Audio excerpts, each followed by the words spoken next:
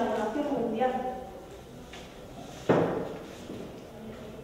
Por ello, los antiglobalistas atacan a la globalización sin recordar cuál es el objetivo de ella, que no es más que el de beneficiar a todos los seres humanos.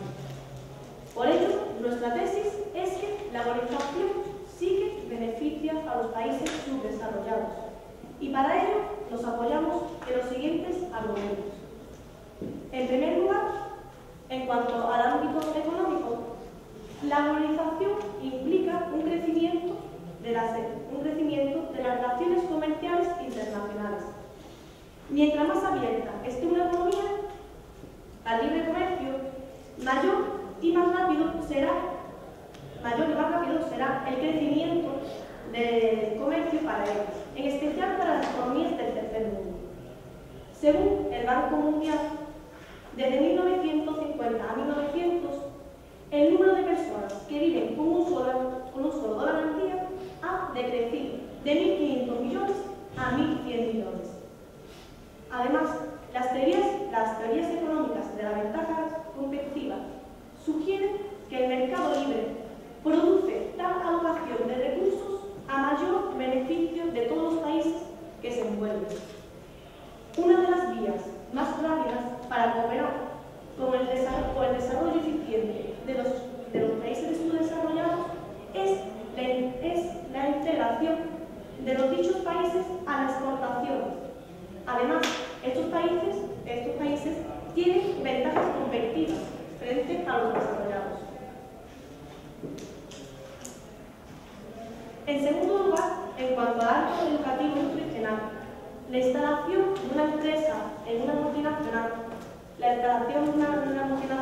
en un país subdesarrollado, no solo produce el aumento del empleo, sino que además también conlleva el incremento de creaciones como centros formativos y de sanidad. Debemos de recordar que uno de los objetivos de las empresas es maximizar el beneficio a través de los bajos costes y de una mano de obra cualificada. Para ello, crear dichos centros formativos.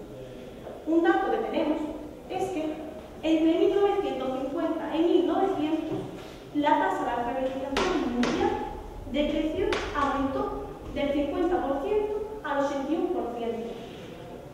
Por otro lado, en lo que se refiere al ámbito nutricional, la proporción de la población mundial que vive en países en los cuales las provisiones de alimentos son menores de 2.200 calorías por persona al día ha disminuido de un 56% en 1950 a menos del 10% en 1990. Hay una gran diferencia que se debe de comportar. En tercer lugar, haciendo referencia al ámbito político, la presencia de las democracias ha incrementado el sufragio universal en muchísimos países. En 1990 existían muy pocos países que tenían el sufragio universal y en cambio, actualmente, remontándolo más 2000, el 62,5% de los países tienen el sufragio. Para finalizar, los siguientes, como señaló Ana Benítez, el ofrecimiento de un chelín, que para nosotros parece tener un significado tan simple y llano, es en realidad el ofrecimiento de un argumento para persuadirlo a uno a hacer algo así, como es para su interés.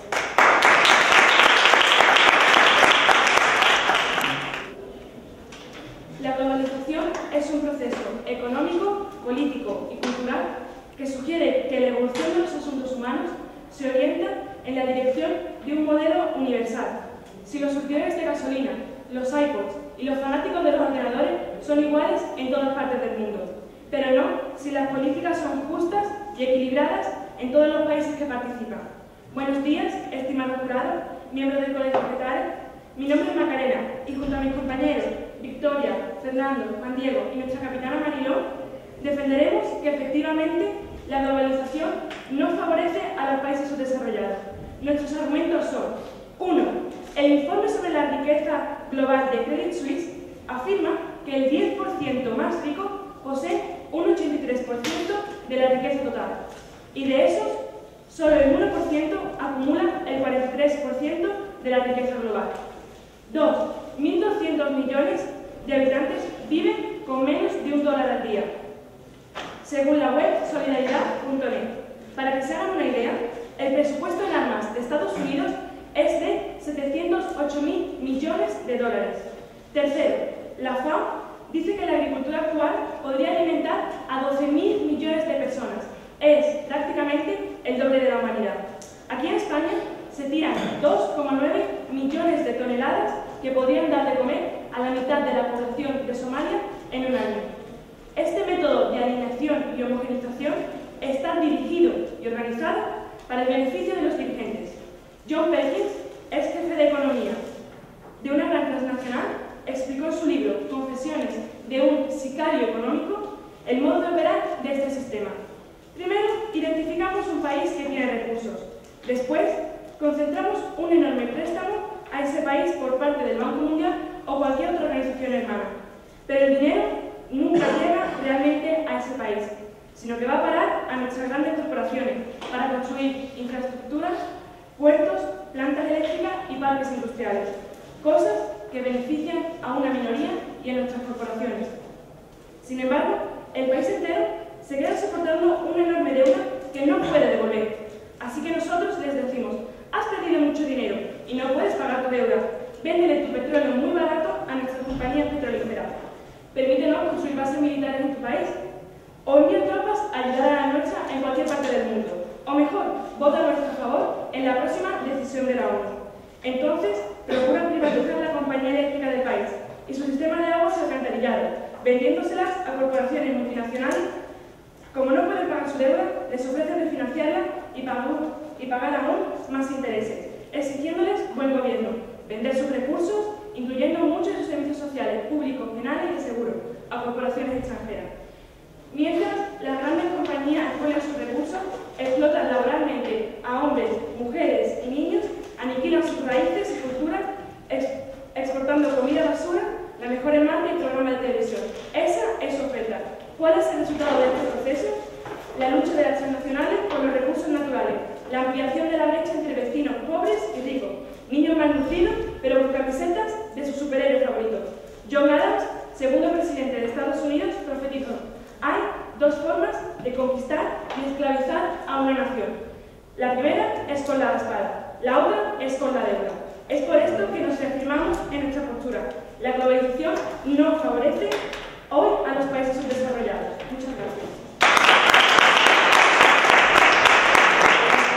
En cuanto a lo que ha dicho nuestro equipo contrario, ha hecho un gran hincapié con imágenes fotográficas en cuanto a lo que se refiere al trabajo infantil. Yo, desde mi postura que estoy investigando, creo que se debe de hacer una clara diferencia entre lo que es la explotación infantil y el trabajo infantil. El trabajo infantil permite a los niños poder llevar un salario a su casa y poder subsistir, aunque estén trabajando, tienen su horario escolarizado y permite seguir estudiando. Uno de los grandes ejemplos respecto a es lo que ocurrió en Sialkot, en Pakistán, hace unos años.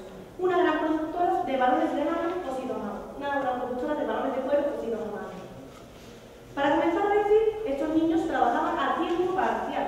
Se llevaban el trabajo a su casa, pero de todas formas seguían yendo al colegio. Uno de los grandes problemas es que la Organización Internacional del Trabajo no pudo comprobar que entre el 80 y el 90% de esos niños estaban escolarizados y seguían adquiriendo destrezas, lo cual obligó a suprimir el trabajo infantil. ¿Qué es lo que ocurrió?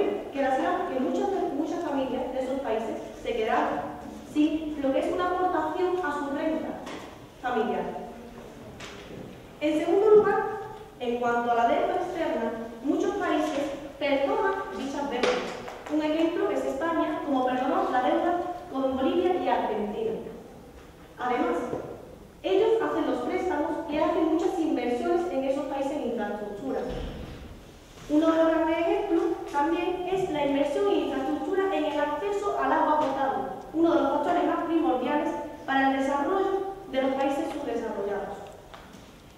Hace unos años, igualmente en Sudáfrica, la colaboración del gobierno, de las administraciones locales, el Banco Mundial y la multinacional francesa Suez, DER, ha llevado agua potable a muchísimas personas.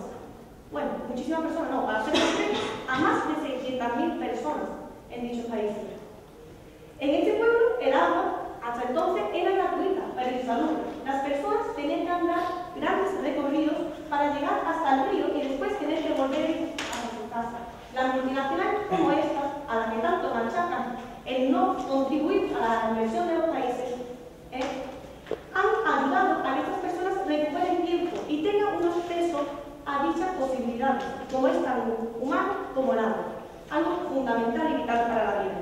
Para esta persona, tan solo el pago del agua cuesta entre 2 y 3 dólares, lo que supone entre el 2 y el 5% de su renta. Tampoco supone un sacrificio, porque si dicha persona puede comprarse cerveza y paquetes de tabaco, también puede hacer un gasto en el agua. Como conclusión, debemos de referirnos a que el comercio conlleva beneficios para todos, ya sea en el ámbito en el que lo miremos, tanto en el cultural como en el económico como en el político. Muchísimos países, desde que se ha instalado la democracia, son calificados por el Freedom House como estados libres. El 40% de los países que están unidos a la globalización, de ellos el 90% son calificados como libres, mientras que el 20% que no están incluidos en la globalización, menos del 20% podrían ser calificados como libres y más del 50% como no libres. Debemos de tener en cuenta que los países subdesarrollados deben unirse al proceso de globalización y no quedarse atrás y echar la culpa a la inversión de las multinacionales. Buenas tardes. Me llamo Juan Diego y me dispongo a defender la postura de mi grupo. Bien. En primer lugar, el equipo contrario ha defendido que en el ámbito económico el número de personas que viven con un solo dólar diario ha decrecido de 1.500 millones a 1.100 millones. Bien, me gustaría en primer lugar que ustedes supieran que ese incremento se corresponde mayormente a China, que es un país en vía de desarrollo, no lo podemos considerar, por lo tanto, subdesarrollado. Es más, en ciertos continentes, es más subdesarrollado claramente África, el número de personas que viven con un solar diario no ha descendido, sino que ha aumentado un 3% desde 1970 hasta la actualidad. Bien, en segundo lugar, me gustaría decir que... Sí. Perdona, ¿me podría facilitar el dato que acabas de mencionar? Sí, el dato que acabo de mencionar proviene del Banco Mundial. ¿Y de qué año? Lo he dicho, 1970 venía muy bien. Prosigamos. Después, ha defendido la tasa de alfabetización. Bien, ha dicho en concreto que pasa del 51% al 81%. Bien. Esto, aunque no esté muy bien impreso, pero también está hecho a posta, es un porcentaje de alfabetización en los países. Los coloreados son, los azules oscuros, presentan un mayor 50% de analfabetización. Los azules claritos del 25 al 50. Como pueden ustedes comprobar, han desaparecido del mapa los blancos. Los blancos es aquello de la analfabetización es menor del 5%. Solo hay países coloreados en el tercer mundo. O sea, que creo que la alfabetización no corresponde con la realidad. Después, ha defendido que el 62,5% de los países del mundo poseen un sufragio universal. Las últimas experiencias vividas, por ejemplo, en los países del Oriente Medio, como el Oriente Medio del mundo árabe, como Túnez, Egipto, demuestran que un país que posea sufragio universal, en un país que haya sufragio universal, no necesariamente se respeta la libertad y no necesariamente es democrático. Bien, después se ha hecho referencia al trabajo infantil. En la actualidad hay más de 12 millones de niños trabajando en las fábricas de sudor de los países del tercer mundo. Y no creo que esos niños prefieran estar ahí a estar en la escuela, por mucho que tengan jornada laboral parcial. Yo creo que un niño no debería tener jornada laboral alguna. Después, se ha defendido también la integración en espacios económicos comunes. La integración en espacios económicos comunes, desde nuestro punto de vista, presenta los siguientes inconvenientes. La concentración excesiva de industrias de capital e instituciones en determinadas regiones. El desarrollo de monopolios y oligopolios con la libre circulación de capital. La desviación del comercio debido a los aranceles comunes en el interior, impuestos en el interior de estos países. la pérdida de soberanía en materias como pesca, agricultura, moneda y política fiscal, y la mayor competencia del mercado de trabajo para los ciudadanos de los países que están integrados en esa organización. ¿Sí? Pero ¿no cree usted que es más importante el poder, a lo mejor que un niño no vaya al colegio, no vaya al colegio, no trabaje, a que de otra forma sea lo importante el sobrevivir y el realizarse? Lo que estoy defendiendo es que en un país, en un mundo en el que se producen tantos productos, tantos servicios, tantos bienes, ningún niño debería estar obligado a trabajar para que su familia subsista. Creo que todos los niños deberían poder ir a la escuela todo el tiempo que hiciera falta. Es más, cuando, esto no lo entiendo, porque usted ha defendido que tienen jornada laboral, se van a la escuela y trabajan, ¿qué vida es esa? ¿Qué vida es esa? No lo entiendo. Para un niño, no lo entiendo, la verdad, sinceramente. Bueno, volvemos a relacionarnos con nuestra posición y con todos estos datos argumentamos que no nos favorecen nada la organización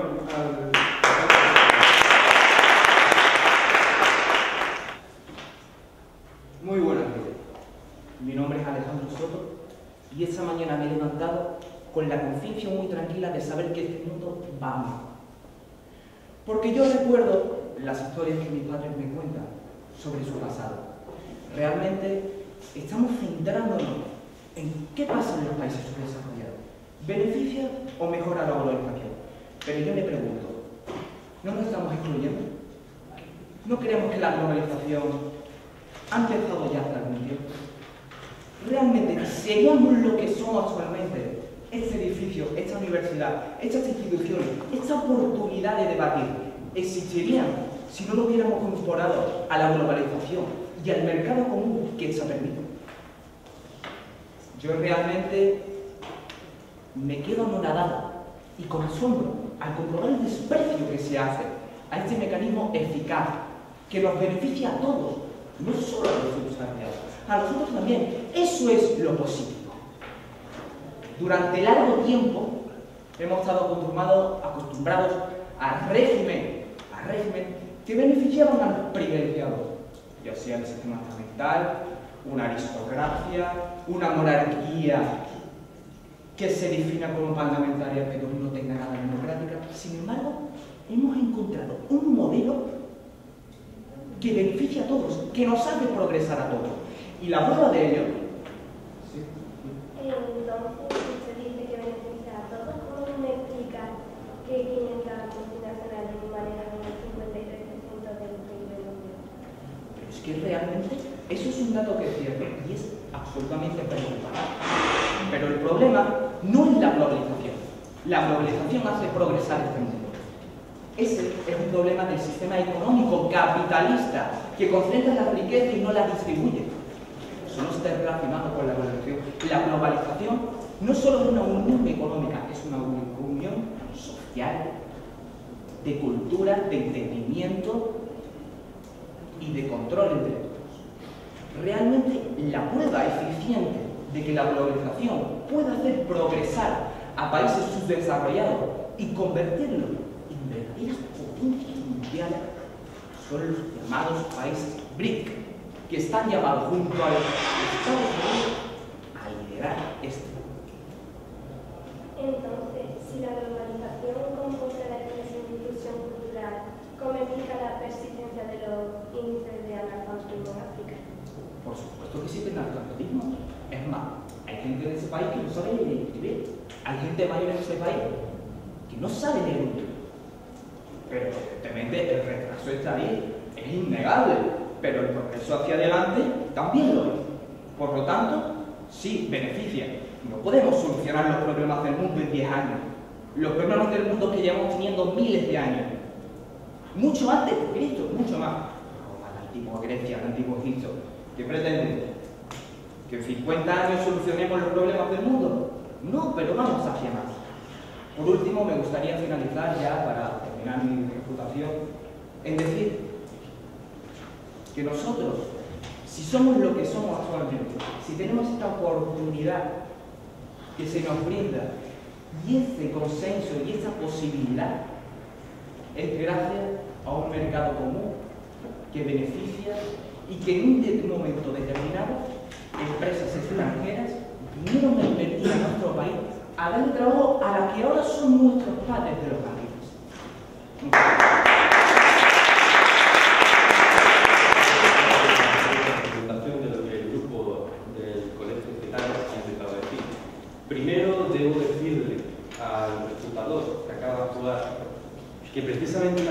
teatral no soluciona problemas como mientras usted pensaba qué mal está el mundo o qué evitar la globalización, un niño de 6 años moría.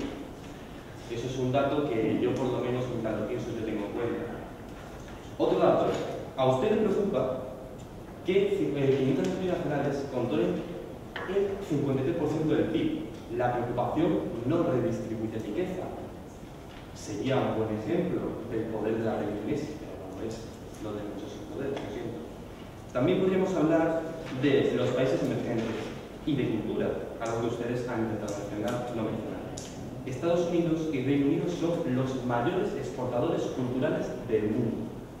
Eso deja claro de, sí, están internacionalizadas las culturas, pero los de siempre siguen vendiendo la cultura. ¿A quién? A los pobres. Pobres de dinero y pobres culturalmente. También podríamos tener en cuenta, sí, mejora el libre comercio, mejora como exportadores a la construcción, mejora la situación de los exportadores, sí, de materias primas. Que yo sepa, países que exportan materias no manufacturadas suelen sumirse en el subdesarrollo. ¿Por qué? Porque la importación de manufacturas y productos industriales obligatoriamente crea un sobrecosto brutal para esas naciones empobrecidas. Cuando se refiere usted a que es pobre culturalmente, ¿realmente cree que hay países que no tienen cultura? Lo que yo intento decirle técnicamente es no el nivel de cultura, puesto que la riqueza de la humanidad reside en su cultura. Sin cultura no nos diferenciaremos de los animales. Ya lo que nos estamos convirtiendo es abandonando lo que sería el objetivo básico de la UNESCO, proteger nuestra cultura, proteger el patrimonio de la humanidad, para convertirnos en sucursales de América y Occidente, como acabo de demostrar con el dato que la misma UNESCO da sobre los exportadores culturales. También podríamos hablar de cómo su grupo defiende algo que podría ser el trabajo infantil, algo que desde hace bastante ya tiempo es considerado no moralmente correcto. Podríamos decir que un pobre niño que tiene que trabajar, aunque sea jornada parcial, y luego asistir a la escuela, yo no quiero estar en la situación de ese niño y en las condiciones con las que llega a la escuela. Cierto que beneficiará a la economía familiar, pero yo no quiero ver que está aprendiendo ese niño cuando está derrotado tras trabajar en unas fábricas en unas fábricas en las que las condiciones laborales son deplorables. Porque se habla de la explotación infantil como consecuencia de la globalización, si hay la primera revolución industrial, la explotación infantil. Si menciona la primera revolución industrial, es cierto, en Europa, donde se dio la primera revolución industrial, ya no hay explotación infantil. ¿Qué hemos hecho? Alguien tiene que beneficiarnos a nosotros. Alguien tiene que recorrer ese proceso. Mientras ellos lo recorren, nosotros nos beneficiaremos. ¿Cuándo redistribuiremos esa riqueza? Todavía no lo sabemos. ¿Queremos saberlo? Creo que no. También podríamos mencionar otro dato, como que 539 lenguas, según la UNESCO, están desapareciendo. Eso también pertenece a nuestro patrimonio cultural, y creo que es bonito no mencionarlo para decir que la globalización es el progreso de la humanidad. Pero si en ese progreso perdemos todo lo que nos convierte en una misma raza, yo no quiero participar en ello.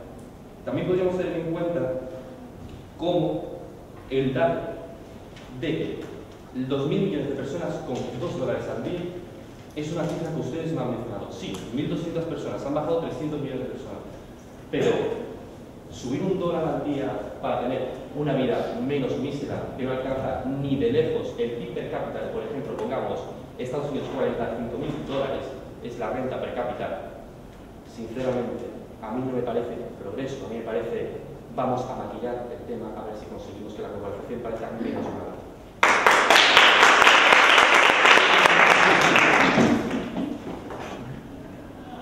Llegados a este punto del debate, es hora de recoger los frutos que ambos equipos hemos ido sembrando. Queridos miembros del jurado, Grupo Rival, estimado público y compañero, procedamos a ello.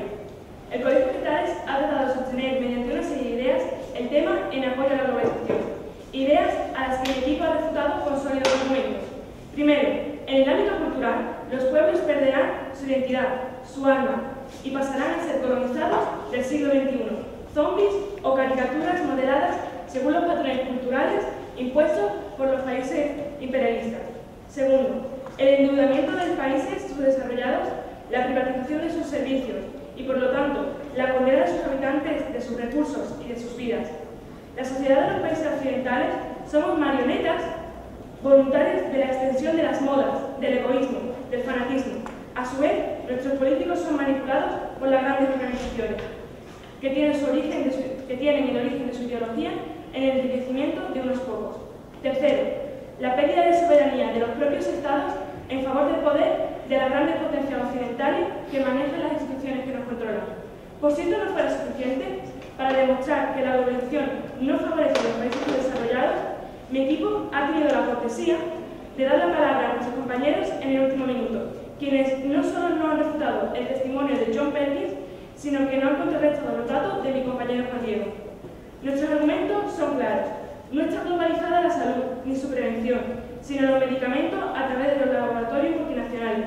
No está globalizada la nutrición para todas las personas del planeta, sino los canales de distribución de los alimentos que controlan las multinacionales. No está globalizada la educación de todas las personas para ser autónomas, con capacidad de decidir libremente, sino los programas de televisión para culturizarnos y acostumbrarnos a una forma de entender la realidad. No olvidemos que el tema de este debate es si la globalización favorece o no a los países subdesarrollados. Favorece. Hablamos del presente. Ideas pasadas o efectos a largo plazo no nos interesan en este momento. El hambre es hoy, el expolio de los recursos es hoy, la enfermedad es hoy, su mañana es hoy. Muchas gracias.